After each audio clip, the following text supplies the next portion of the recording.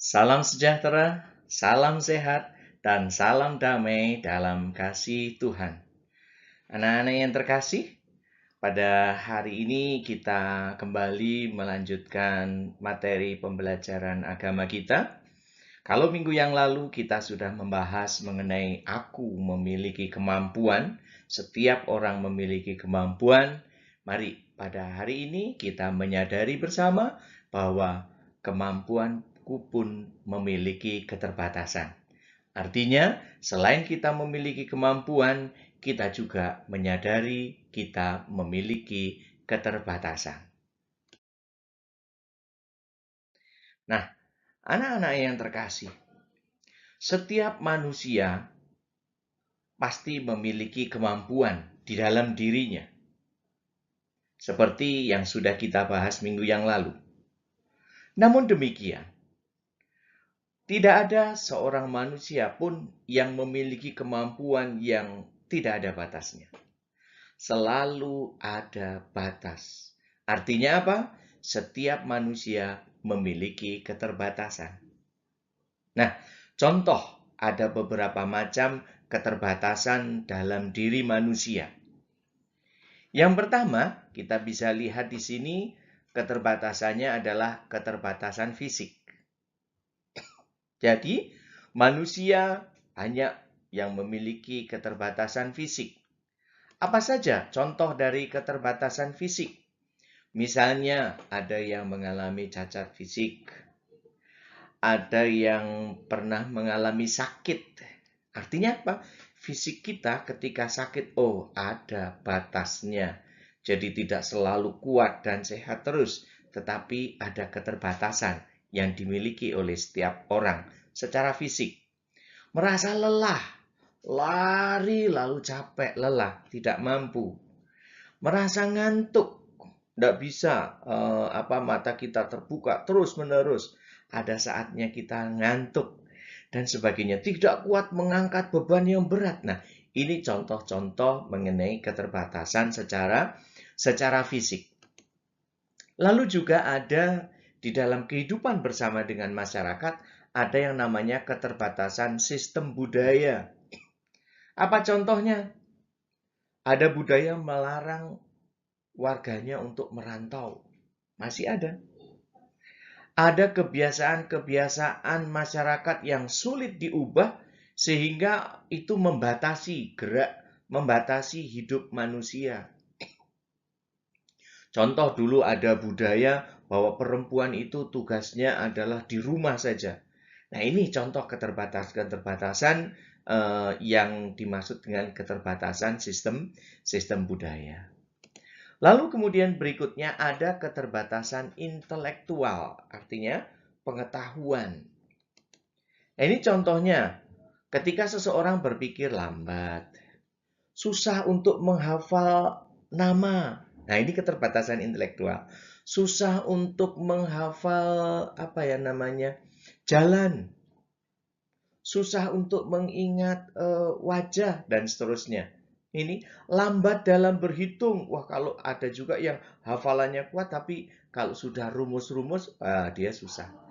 Nah, ini merupakan contoh dari keterbatasan intelektual.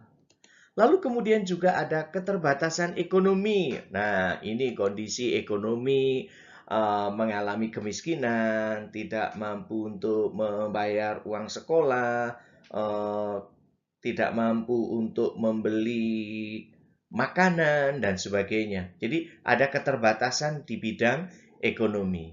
Lalu kemudian juga ada keterbatasan secara psikologis, secara mental. Ya, secara mental ini bisa kita lihat dari sifat atau karakter seseorang.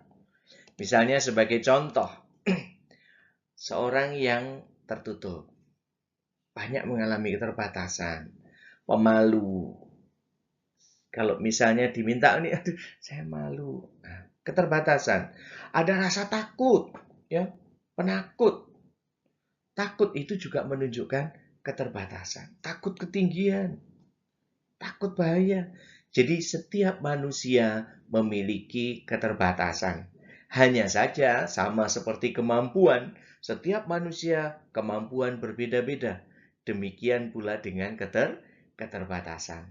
Keterbatasan yang dimiliki seseorang pasti akan berbeda dengan keterbatasan yang dimiliki oleh orang lain. Nah, anak-anak yang terkasih, setiap orang memiliki keterbatasan. Akan tetapi, di dalam bersikap, orang bisa saja berbeda-beda. Nah, kita bisa membedakan dua sikap seseorang dalam menghadapi keterbatasan. Ada sebagian orang yang bersikap negatif terhadap keterbatasan di dalam dirinya. Tetapi ada sebagian orang juga yang bersikap positif. Bagaimana dengan kalian? Kita lihat satu persatu. Orang yang bersikap positif, biasanya, orang yang bersikap negatif, biasanya ia akan merasa minder. Ya, aku punya keterbatasan ini, akhirnya minder. Tidak mau untuk berjuang. Ya. Kemudian juga ditunjukkan dengan apa? Merasa hidupnya sebagai beban, sebab merasa hidupnya kurang beruntung. Orang seperti ini akan memunculkan sikap minder. Ya. Lalu juga dia menjadi sukar bergaul dan menyesuaikan diri dengan orang lain. Sulit untuk bergaul. Kenapa? Karena dia minder. Misal, ayo kenalan dengan sana. Aduh, janganlah. Saya nggak layak untuk berteman dengan dia. Saya kan orangnya nggak bisa. Saya kan orangnya nggak ini, nggak itu, nggak ini, nggak itu. Jadi keterbatasannya itu dipakai untuk membentengi diri, akhirnya menjadi minder. Akhirnya menjadi sukar untuk bergaul. Lalu ada kecenderungan untuk iri hati, cemburu. Menganggap orang lain lebih beruntung daripada dirinya. Sehingga Tuhan, kenapa saya kok diciptakan begini, saya tidak bisa ini, sementara yang lain bisa melakukan ini dan itu. Ya, ini. Lalu kemudian juga, akhirnya memandang Tuhan itu sepertinya tidak adil terhadap diri. Tuhan tidak adil. Kenapa orang lain bisa begitu, aku tidak? Jadi selalu menyalahkan itu kepada pihak lain terhadap keterbatasan dalam dirinya. Nah, ini menimbulkan bisa bersikap minder. Lalu kemudian juga bisa menimbulkan sikap munafik. Apa itu munafik? Ya, dia akan melakukan segala upaya untuk menutupi kekurangannya. Bahkan untuk menutupi kekurangannya, dia akan berusaha dengan berbagai macam cara, bahkan bisa menghalalkan segala cara. Contoh, kadang-kadang untuk menutupi rasa takutnya, lalu cerita seolah-olah dia orang yang pemberani. Padahal ketika di rumah, mati lampu aja udah teriak, "Mama, mama." Ya, nah ini. Dia akan melakukan segala upaya untuk menutupi kekurangannya, supaya orang lain tidak tahu bahwa itu adalah keterbatasannya. Lalu kemudian juga adanya sikap berpura-pura, termasuk berpura-pura baik. Nah, ini ada istilah pencitraan. Atau juga bersikap ketika dia menjadi seorang karyawan, dia akan berusaha untuk mencari muka pada atasannya. Ketika ada atasannya, dia kelihatannya sok rajin, sok bisa segala sesuatu. Ketika atasannya membuat begini, dia berusaha untuk menjawab, menceritakan berbagai macam. Padahal dia tidak banyak memiliki kemampuan itu. Atau kalau dia jadi seorang yang punya kedudukan, dia akan berusaha menekan bawahannya. Menekan orang-orang yang berada di bawahnya untuk apa? Juga itu untuk menutupi kekurangannya. Akhirnya semua ini, sikap negatif ini akan mengakibatkan apa? Kita akan mengalami kesulitan dalam pergaulan dengan sesama. Ini dampaknya kalau kita bersikap secara negatif menghadapi keterbatasan ini. kita akan mengalami kesulitan dalam pergaulan dengan sesama. Lalu juga kita menjadi kurang disenangi oleh teman-teman. Teman-teman yang tahu tentang kemampuan kita, tentang keterbatasan kita, dia akan mengatakan, udahlah, nggak usah pura-pura. Nah, kepura-puraan itu suatu saat akan kelihatan, akan diketahui, dan itu menjadi persoalan nanti di kemudian hari dengan teman-temannya. Lalu yang ketiga juga bisa menjadi kurang dilibatkan dalam aktivitas kelompok. Nah, ini beberapa akibat jika kita bersikap negatif menghadapi keterbatasan dalam diri kita. Lalu bagaimana dengan orang yang bersikap positif? Orang yang bersikap positif akan cenderung yang pertama adalah menerima diri apa adanya. Ya, saya adanya begini. Oh ya, saya itu takut gelap. Ya sudah, sampaikan. Oh ya, saya tidak bisa. Saya akan merasa ketakutan kalau gelap. Ceritakan kalau seandainya kamu punya pengalaman, kalian punya pengalaman trauma terhadap suatu kegelapan, ya sampaikan sehingga orang menghargai. Ketika misalnya ada peristiwa di mana itu ada kegiatan yang kemungkinan besar nanti akan berada di ruang gelap, orang yang lain akan menghargai. Oh ya, kamu nggak usah ikut dulu ya, soalnya ini nanti ada kegiatan yang berada di tempat gelap. Atau orang akan menghargai, ini nanti akan ada kegiatan di tempat gelap. Kira-kira bagaimana kamu? Nah, ini kalau kita menerima diri apa adanya, ya kita sampaikan apa adanya kepada orang lain. Sehingga orang lain akan menghargai kejujuran kita, menghargai penerimaan diri kita yang apa adanya itu. Lalu yang kedua yang tidak kalah pentingnya adalah ketika orang yang bersikap positif terhadap keterbatasan dirinya, dia biasanya akan berusaha menyatakan bahwa keterbatasan bukan menjadi alasan untuk tidak berkembang. Tidak ada alasan untuk tidak berkembang hanya karena keterbatasan itu.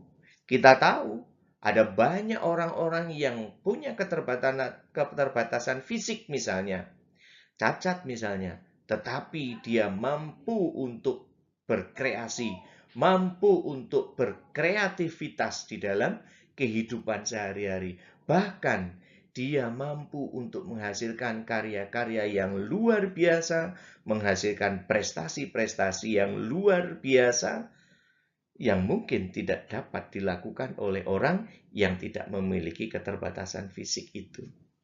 Nah, ini anak-anak yang terkasih. Maka kita diajak dengan pembelajaran hari ini, kita diajak untuk selalu menerima diri apa adanya dengan kelebihan dan kekurangan kita. Kalau kita memiliki keterbatasan, kita terima keterbatasan itu dan tidak menjadikan keterbatasan sebagai alasan untuk tidak mau maju dan berkembang. Nah, anak-anak yang terkasih, kita sebagai manusia menyadari memiliki banyak kekurangan. Bukan hanya kita. Para murid Yesus, para rasul Yesus, yang mereka setiap hari begitu dekat dengan Yesus pun memiliki keterbatasan. Ya, kita beri contoh salah satunya. Dalam bacaan Injil Markus bab 4 ayat 35 sampai dengan 41 mengenai peristiwa angin ribut diredakan. Di mana di situ para murid, para rasul terlihat sekali memiliki sebuah keterbatasan di dalam hidup mereka. Keterbatasan apa yang dimiliki oleh para murid dalam peristiwa itu? Yang pertama adalah keterbatasan psikologis, keterbatasan mental. Kayak tadi, contoh keterbatasan psikologis apa? Atau mental? Ya, mereka takut. Mereka ketakutan ketika mereka berada di tengah danau, lalu kemudian ombak besar, badai, kemudian menghantam perahu mereka. Mereka ketakutan.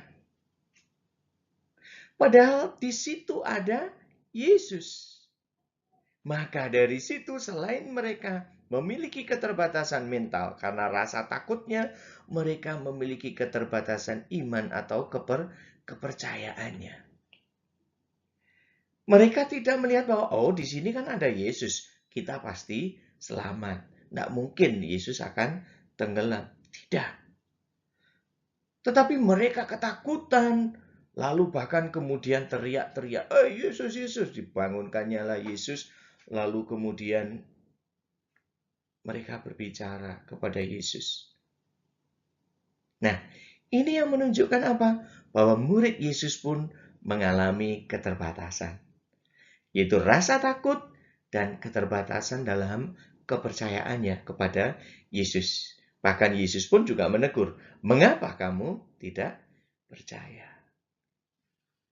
Namun demikian, anak-anak yang terkasih, ada satu hal yang patut untuk kita teladan dari apa yang dilakukan oleh murid Yesus ketika menghadapi keterbatasan. Apa yang dilakukan? Sikap baik apa yang dilakukan oleh murid Yesus dalam menghadapi keterbatasannya pada waktu itu, dia adalah datang, membangunkan, dan meminta bantuan pada Yesus. Dia tidak hanya sekedar teriak-teriak, mereka tidak hanya sekedar mengandalkan kemampuan sendiri, tetapi dia datang, membangunkan, dan meminta bantuan kepada Yesus. Nah, ini adalah hal yang patut pula kita teladani di dalam menghadapi keterbatasan di dalam hidup kita. Oleh karena itu, sikap yang sebaiknya kita kembangkan dalam menghadapi keterbatasan apa? Kalau melihat sikap positif, sikap negatif dalam menghadapi keterbatasan, maka yang pertama, kita harus mampu menerima diri kita apa adanya. Kita harus mampu menerima keterbatasan yang ada di dalam diri kita. Kita jujur bahwa aku punya keterbatasan ini, lalu berusaha untuk tetap berkembang. Yang kedua, keterbatasan bukan alasan untuk tidak mau mengembangkan diri. Tetap berjuang meskipun memiliki keterbatasan. Lalu yang ketiga, berusahalah untuk menjalin relasi dengan orang lain yang lebih mampu. Kalian punya keterbatasan dalam berhitung, carilah teman. Belajarlah kepada teman yang mempunyai kelebihan dalam berhitung. Dalam bidang matematika. Jangan mencari teman yang sama-sama tidak bisa matematika.